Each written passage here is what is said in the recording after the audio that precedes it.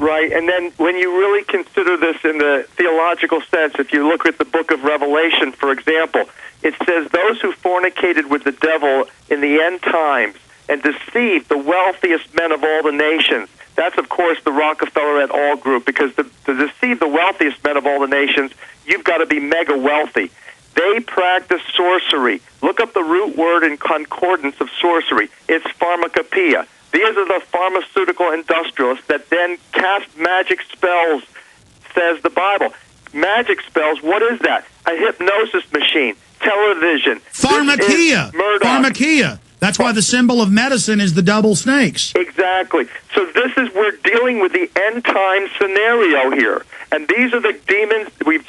The affidavit exposes them royally. We now know who they are. We now know how they're operating, and we can't trust them. Now we've got to simply continue to wake up our beloved friends and neighbors and relatives to say, hey, if I love you and you love me, we've got a problem here. Let's do something about it. And we've got to get these attorneys to literally issue their restraining orders, not only on these administrators, but also on the health officials. We got a break. We're going to race through 5 calls on the other side. Your call straight ahead.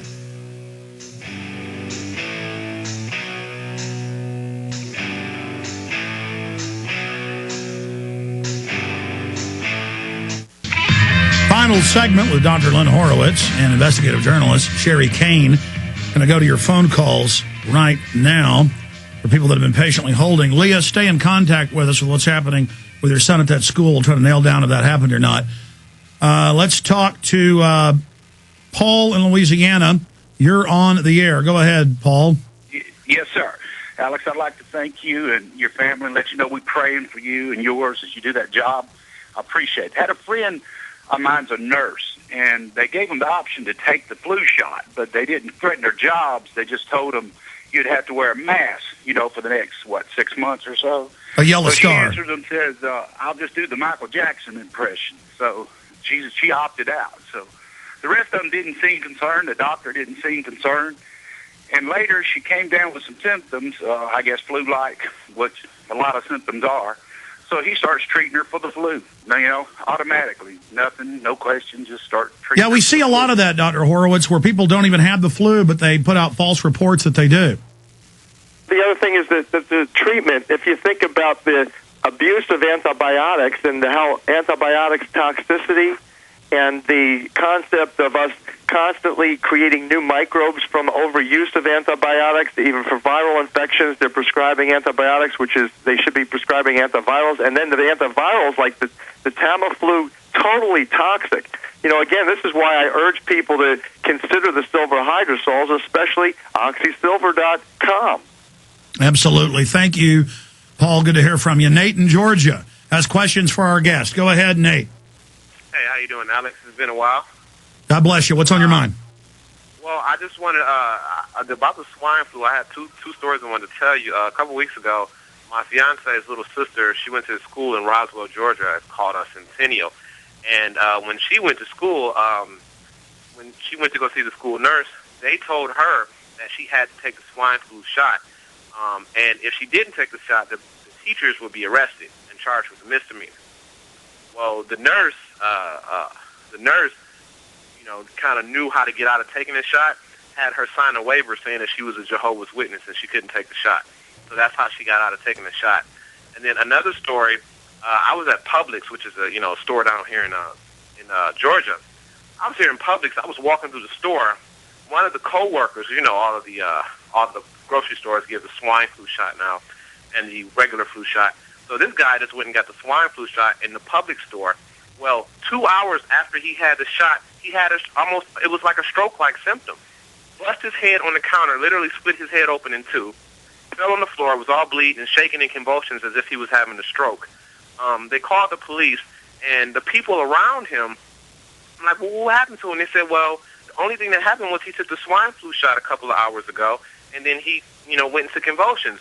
And I'm just amazed that the people sitting around him didn't put two and two together and realize that the swine flu shot... Well, that's because Reuters has told everybody you're not allowed to say it's connected to that, even though every other vaccine always causes things like this to happen. And who is the director of Reuters?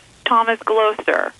And Thomas Gloster is also the director of the Merck pharmaceutical company, which is the largest vaccine manufacturer in the world, mostly responsible for what we're looking at, HIV/AIDS today, by the transmission through the hepatitis B vaccines given between 1972 and 74. I mean, imagine you're in a maze and you're stuck, and there's no exit, because everywhere you turn, there's another connection to all of these people. They're all in collaboration with each other. And they're hunting us. They're literally doing what psychopaths do. Thank you so much, Nate. Anthony in New York, flu questions for the guests. Go ahead. Okay, hello? You hear me? Yes, go ahead. Hello?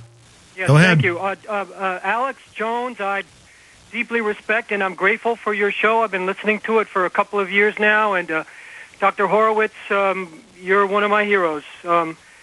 I'm greatly informed by all the research you've been doing. And I don't know, I'm in a predicament that you are also in, Dr. Horowitz, which is I have a school child here, mine in a school in New York. And I have started to read your affidavit, but I haven't forwarded it to any FBI yet. And that's one issue. And then the other issue is, what is a parent supposed to do? Well, what am I supposed to do? Keep my kid out of school? Because they might be using not only the vaccinations over there, but they might be administering a... Children are the most precious thing in our lives. The teachers themselves aren't bad, but the system is bad. I don't think anybody should have their children in public school. I'm not making a moral judgment here. I'm just saying my children are homeschooled. They don't get anywhere near a government-controlled facility.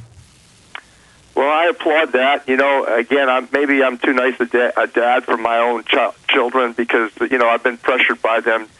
The one that I have right now, as a matter of fact, we're preparing this evening to go to Laguna Beach school board meeting and then tomorrow to the Parents Teachers Association. Parents need to know right now that all the PTAs are gearing up by direction of virtually FEMA to direct the emergency response, which they're predicting, and this whole vaccination agenda will be conducted partially or administered partially by volunteer parents from the PTA. So, number one, there's two things that I would recommend. Not only read and study the affidavit and all these links so that you can articulate very, very clearly and reasonably calmly to the health officials as well as the school board persons that this is an issue that has not been addressed by the health departments, and these vaccinations are risky. And these are companies that have histories of killing people knowingly over and over again. Right. And then the other thing is take the resolution on fluscam.com. Copy and paste the resolution. There's the new Hawaii resolution has gone through the attorneys from the county of Hawaii. They're currently, this coming week, debating it on the floor of the legislature. So you have all of that information. Copy and paste it and make your own county council and township. Now tell people what the resolution says briefly. The resolution states that because of all of these issues that we're talking about, that there shall be a religious exemption and philosophical exemption administered to anyone who wants to exempt from the vaccine program, and that children shall not be injected without their parents' consent. All right, thank you so much, caller.